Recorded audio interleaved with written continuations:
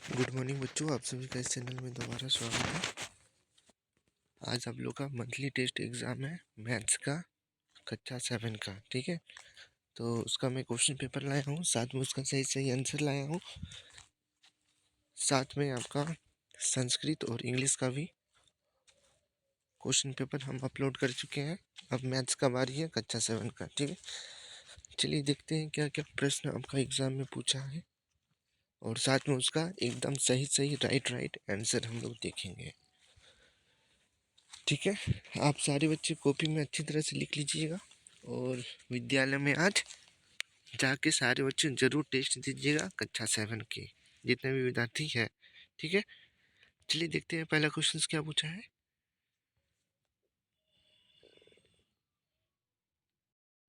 चलिए बच्चों ध्यान दीजिएगा, पहला प्रश्न क्या दिया हुआ है देखते हैं।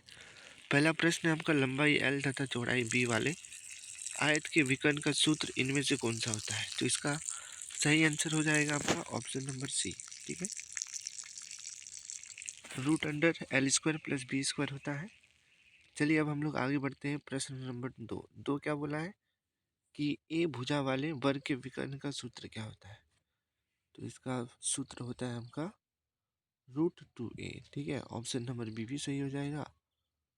ठीक है, ऑप्शन नंबर बी हो जाएगा। ठीक, क्वेश्चन नंबर 3 क्या दिया हुआ चलिए देखते हैं। 3 पूछा है आपका 2.5 मीटर भुजा वाले वर्ग का क्षेत्रफल। तो वर्ग का क्षेत्रफल क्या होता है, भुजा स्क्वायर होता है। ठीक है, तो जब हम 2.5 का स्क्वायर करेंगे तो 6.25 मीटर स्क्वायर आएगा इसका सही आंसर। क्वेश्चन नंबर 4 देखते हैं। 4 पूछा है पाई का सही मान होता है। तो पाई का सही मान होता है आपका 3.14। ठीक है, क्वेश्चन नंबर 5 आपका पूछा है वृत्त की परिधि का सूत्र कौन सा होता है। तो वृत्त की परिधि का सूत्र होता है 2πr। ठीक है, चलिए अब हम लोग सेक्शन बी में बढ़ते हैं। 2 प्रश्न इसमें हमको दिया हुआ है, अति लघु उत्तरीय प्रश्न है। ठीक है, क्वेश्चन नंबर 6 आपका बोल रहा है, पूछा है आपका 8 मीटर भुजा वाले वर्ग का क्षेत्रफल तथा विकर्ण ज्ञात कीजिए। तो चलिए इसको हम लोग किस तरह सॉल्व करेंगे, चलिए मैं आपको दिखा देता हूँ। चलिए बच्चों ध्यान दीजिएगा, क्वेश्चन नंबर 6 को कैसे बनाना है। सबसे पहले हम लोग लिखेंगे, दिया है क्या लिखेंगे, दिया है हमें वर्ग की भुजा ए बराबर दिया है आपका 8 मीटर। ठीक है, तो वर्ग का क्षेत्रफल क्या होता है, भुजा स्क्वायर। भुजा स्क्वायर को हम लोग लिख सकते हैं ए का स्क्वायर। ठीक है, तो ए का मान आपका 8 दिया हुआ है, कितना दिया हुआ है 8। तो हम लोग 8 का स्क्वायर करेंगे तो 8 का स्क्वायर कितना हो जाएगा 64। ठीक है, कितना हो जाएगा 64 मीटर स्क्वायर। ठीक है, साथ में इसका आपका विकर्ण भी निकालने के लिए बोला है वर्ग का। तो वर्ग का विकर्ण का फॉर्मूला क्या होता है, a√2। ठीक है, तो आपका a का वैल्यू है 8 और आपका √2 मीटर। तो इसी तरह से आपका क्वेश्चन नंबर 6 खत्म होता है। अब इसके बाद चलिए हम लोग देते हैं क्वेश्चन नंबर 7 आपका क्या पूछा है। चलिए बच्चों ध्यान दीजिएगा, प्रश्न 8 आपका क्या पूछा है। 6 का हम लोग डिस्कस कर चुके हैं, किस तरह बनाना है सॉल्व हम आपको आप लोग सभी को बता दिए हैं। 7 नंबर आपका पूछा है 7 सेंटीमीटर त्रिज्या वाले वृत्त का परिधि ज्ञात कीजिए। ठीक है, चलिए इसको भी देख लेते हैं, इसको भी किस तरह से बनाना है। चलिए बच्चों ध्यान दीजिएगा, क्वेश्चन नंबर 7 में सबसे पहले हम लोग लिखेंगे, दिया है क्या लिखेंगे, दिया है क्या दिया हुआ है, वृत्त का त्रिज्या। वृत्त का त्रिज्या को हम लोग आर बोलते हैं, रेडियस बोलते हैं। आर बराबर आपका दिया हुआ है 7 सेंटीमीटर, तो लिख दिए। वृत्त का परिधि क्या होता है आपका 2πr होता है। क्या होता है 2πr। अब हम लोग सबका वैल्यू पुट कर देंगे। ठीक है,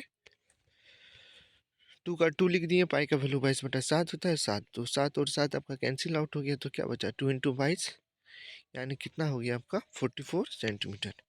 ऐसे एक लाइन लिख देंगे, अतः वृत्त का परिधि बराबर 44 सेंटीमीटर। ठीक है, इसी तरह से आपका क्वेश्चन नंबर 7 कंप्लीट होता है। अब हम लोग आगे बढ़ते हैं सेक्शन बी में। सेक्शन बी में आपको एक प्रश्न पूछा है। ठीक है, 2 पूछा है। पहला पूछा है आपका, इस त्रिभुज का क्षेत्रफल ज्ञात कीजिए। ठीक है, यहाँ एक आपका समकोण त्रिभुज बना हुआ है जिसका ऊंचाई आपका दिया हुआ है 7 सेंटीमीटर और आधार दिया हुआ है आपका 24 सेंटीमीटर। तो इसको आपको किस तरह से बनाना है चलिए हम लोग देखते हैं। एकदम सही सही। देखिए बच्चों, सबसे पहले हम लोग लिखेंगे दिया है। क्या लिखेंगे? दिया है। क्या दिया हुआ है? आधार b बराबर 24 सेंटीमीटर, ठीक। ऊंचाई, और इसको और पढ़ते हैं, क्या पढ़ते हैं? और ऊंचाई h बराबर 7 सेंटीमीटर, ठीक है। तो त्रिभुज का क्षेत्रफल क्या होता है आपका? 1/2 इंटू आधार इंटू ऊंचाई, ठीक है। तो 1/2 लिख दिए। आधार का वैल्यू क्या है? 24 है और 7 है, 2 का टेबल में कट गया, ठीक है। तो 12 इंटू 7 हो गया, यानी कितना आ गया? 84 सेंटीमीटर स्क्वायर। इसी तरह से ये भी क्वेश्चन आपका कंप्लीट हुआ। लास्ट में एक लाइन लिख दीजिएगा, अतः त्रिभुज का क्षेत्रफल बराबर 84 सेंटीमीटर स्क्वायर, ठीक है। तो ये हो गया इसका राइट आंसर। सारे बच्चे स्क्रीनशॉट खींच के जरूर लिख लीजिएगा। अब बढ़ते हैं हम लोग आगे। चलिए बच्चों ध्यान दीजिएगा, क्वेश्चन नंबर 8 आपका कंप्लीट हुआ। अब हम लोग बढ़ते हैं क्वेश्चन नंबर 9 की ओर। 9 में आपका दिया हुआ है एक समांतर चतुर्भुज का क्षेत्रफल ज्ञात करना है, जिसका आधार आपका दिया हुआ है 42 सेंटीमीटर। सॉरी, समांतर चतुर्भुज का क्षेत्रफल दिया हुआ है 42 सेंटीमीटर और इसका आधार दिया हुआ है 7 सेंटीमीटर। आपको इसमें क्या निकालना है? समांतर चतुर्भुज का ऊंचाई। चलिए इसको किस तरह बनाना है देखते हैं। चलिए बच्चों ध्यान दीजिएगा, क्वेश्चन नंबर 9 पे, ठीक है। सबसे पहले हम लोग लिखेंगे दिया है। क्या लिख देंगे? समांतर चतुर्भुज का क्षेत्रफल बराबर 42 सेंटीमीटर स्क्वायर। समांतर चतुर्भुज का आधार भी कितना दिया हुआ था? 7 सेंटीमीटर। हमको क्या निकालना है इसमें? ऊंचाई। h बराबर क्वेश्चन मार्क। समांतर चतुर्भुज का आपका क्षेत्रफल होता है b इंटू एच, ठीक है। समांतर चतुर्भुज का क्षेत्रफल था आपका 42 सेंटीमीटर स्क्वायर, तो यहाँ तो हम लोग लिख दिए 42। b का भी मान हमको पता है 7 सेंटीमीटर, तो यहाँ भी लिख दिए हम लोग 7 b के जगह। h का वैल्यू पता नहीं था तो गुना h, ठीक है। अब ये बराबर का इधर है, जब इसको बराबर का इधर ले जाएंगे तो ये नीचे आ जाएगा। 7 का टेबल में 42 6 बार में आता है, यानी h का वैल्यू कितना निकल गया? 6 सेंटीमीटर। लास्ट में हम लोग एक लाइन लिख देंगे, अतः समांतर चतुर्भुज का ऊंचाई h बराबर 6 सेंटीमीटर। इसी तरह से क्वेश्चन नंबर 9 भी आपका पूरा हुआ। अब हम लोग बढ़ते हैं क्वेश्चन नंबर 10 की ओर। चलिए बच्चों ध्यान दीजिएगा, प्रश्न 9 आपका पूरा होता है, कंप्लीट हो गया। अब हम लोग बढ़ते हैं प्रश्न 10। प्रश्न 10 आपका दिया हुआ है एक साइकिल का पहिया 11 किलोमीटर दूरी तय करता है, ठीक है। कितना दूरी तय करता है? 11 किलोमीटर। 11 किलोमीटर दूरी तय करने में 5000 चक्कर लगाती है, तो साइकिल के पहिए का व्यास ज्ञात कीजिए। क्वेश्चन समझ में आया?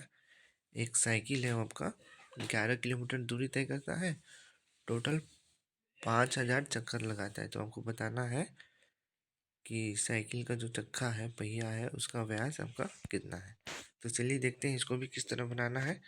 ये आपका अंतिम क्वेश्चन है मैथ्स का, कक्षा 7 का रेलवे प्रोजेक्ट टेस्ट मैथ्स का, ठीक है, जो कि आज आपका विद्यालय में होने वाला है परीक्षा 31 जनवरी 2026, कक्षा 7 का मैथ का।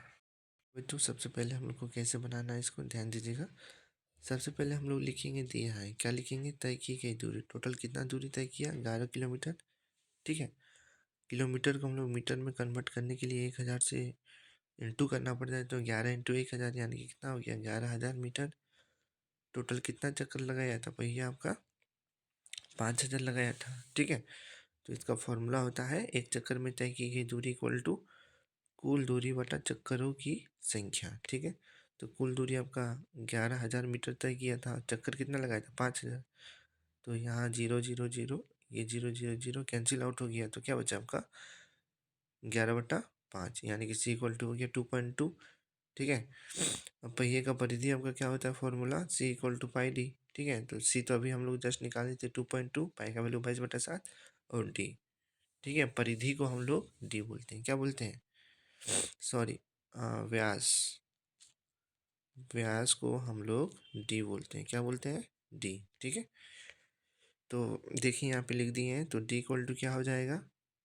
ठीक है, तो 22, डी इक्वल टू हो जाएगा आपका 2.2 इंटू 7/2, 22। अब इसको हम लोग इंटू कर देंगे, तो इंटू करेंगे तो आपका 15.4/22 आएगा। जब इसको हम लोग काटाकाटी करेंगे तो आपका आएगा 0.7 मीटर।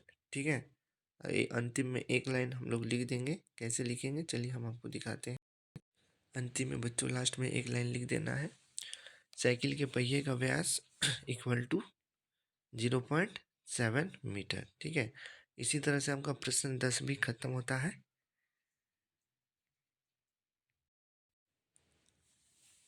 कक्षा 7 का मंथली टेस्ट असाइनमेंट 31 जनवरी 2026। ठीक है, 31 जनवरी 2026 का सारा क्वेश्चन का सॉल्व हम बता दिए हैं। सारे विद्यार्थी कॉपी में लिख के अच्छी तरह से याद करके विद्यालय जाके सारे बच्चे एग्ज़ाम दे के आइएगा। ठीक है, ये एग्ज़ाम बहुत ही महत्वपूर्ण है और आगे का क्वेश्चन पेपर के लिए चैनल को ज़रूर सब्सक्राइब कीजिएगा। मिलते हैं नेक्स्ट वीडियो में, तब तक के लिए आप सभी का धन्यवाद।